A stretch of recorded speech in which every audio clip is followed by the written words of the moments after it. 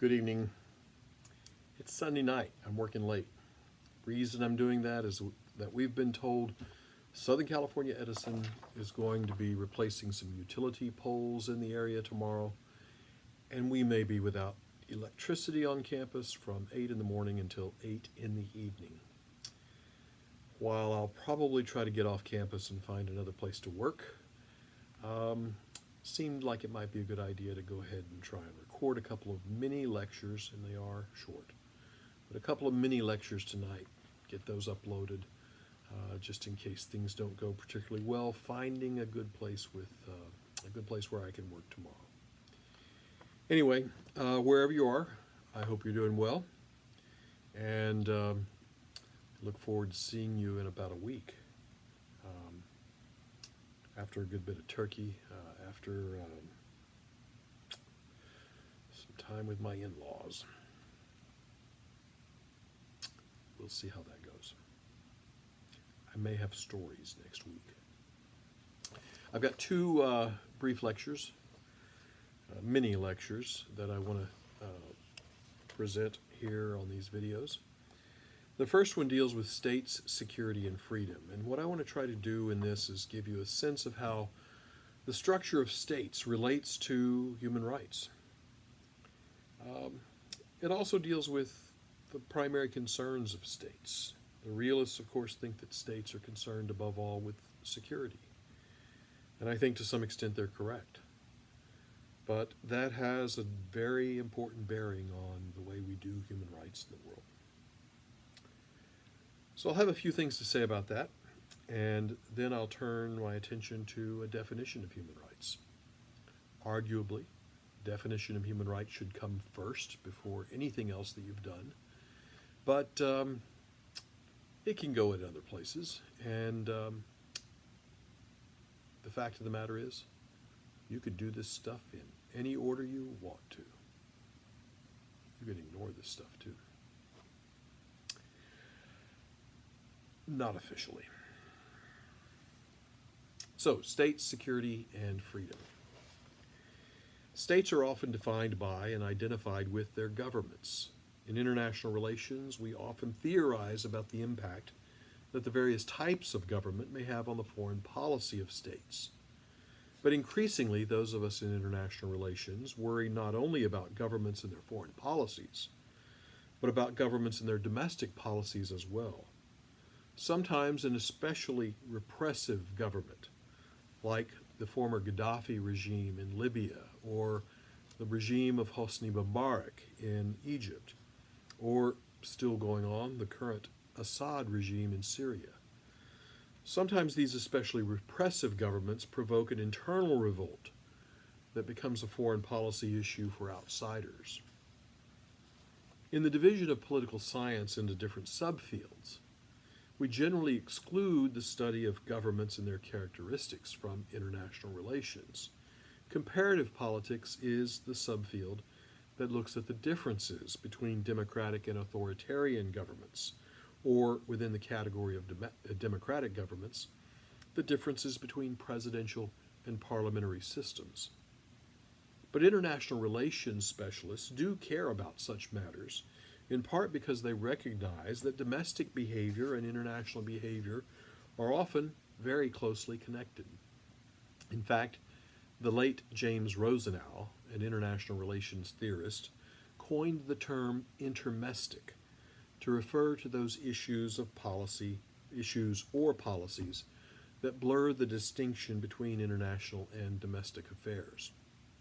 So, recognizing that the way governments are organized is primarily the concern of comparative politics, while understanding it's important for international relations, I want to examine briefly a fundamental dilemma that governments face. In the modern era, states have two basic responsibilities: protecting against chaos and promoting human flourishing. The first means punishing crime, preventing terrorism, or avoiding attacks by other states, while the second means ensuring freedom and access to whatever is necessary to live the good life. Unfortunately, these objectives are often at odds. In his 1940 essay, Why the Christian Church is Not Pacifist, Reinhold Niebuhr argued that one of the problems with pacifism is that by avoiding the anarchy of war, it gives those like Hitler, who would impose tyranny through war or the threat of war, a free pass. The political life of man, he wrote, must constantly steer between the Scylla of anarchy and the Charybdis of tyranny. For those weak on Greek mythology, Scylla and Charybdis were sea monsters, occupying different sides of a narrow strait. A sailor, steering clear of one, would risk coming too close to the other. Passing safely between Scylla and Charybdis, consequently, was a very difficult thing to do. Niebuhr's essay appeared as Nazi Germany was extending Hitler's tyranny over vast stretches of Europe. Britain was enduring an aerial assault, and the United States was, at that point, committed only to the sale of weapons to anti-Nazi forces. Niebuhr's concern, at least in this essay, was for international anarchy, war, and international tyranny, conquest, rather than for the internal manifestations of anarchy and tyranny. But his observation about steering between the two extremes seems especially relevant in a world moving beyond war to the problems that remain within states. The state, it seems, is a difficult thing to get right. It must ensure order on the one hand, while protecting freedom on the other. Put differently, it must apply sufficient constraints, that is, it must be strong enough to eliminate anarchy without going so far as to impose tyranny. In our time, Somalia has been one of the prime examples of a state incapable of governing its own territory, or at least doing so effectively so as to eliminate anarchy. But it's not the only one. Following soon after the end of the Cold War, the phenomenon of state failure appeared so widespread that some theorists began to separate the cases into categories of weak states, failed states, and collapsed states. At the other end of this spectrum lies North Korea, which is likely not only the most secretive, but perhaps the most repressive contemporary state. Anarchy is hardly the problem in North Korea, but life is no better there, and perhaps it's much worse for many people than it would be in a collapsed state. Human rights are possible only in the passage between the Scylla of anarchy and the Charybdis of tyranny.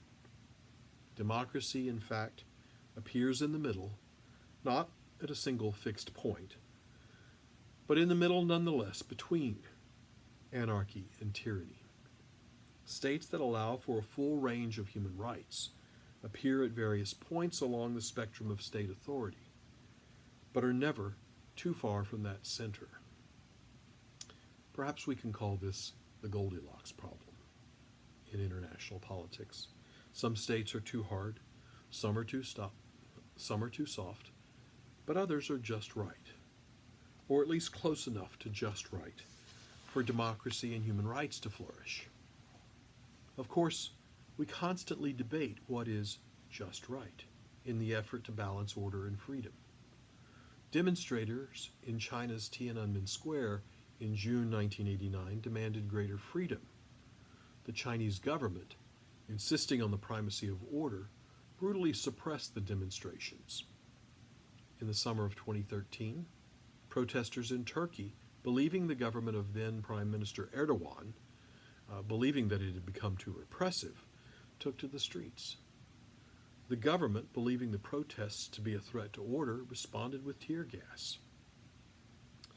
When we talk about human rights, an increasingly important subject in international relations, we're talking about the effort to ensure that government steers somewhere between the Scylla of anarchy and the Charybdis of tyranny.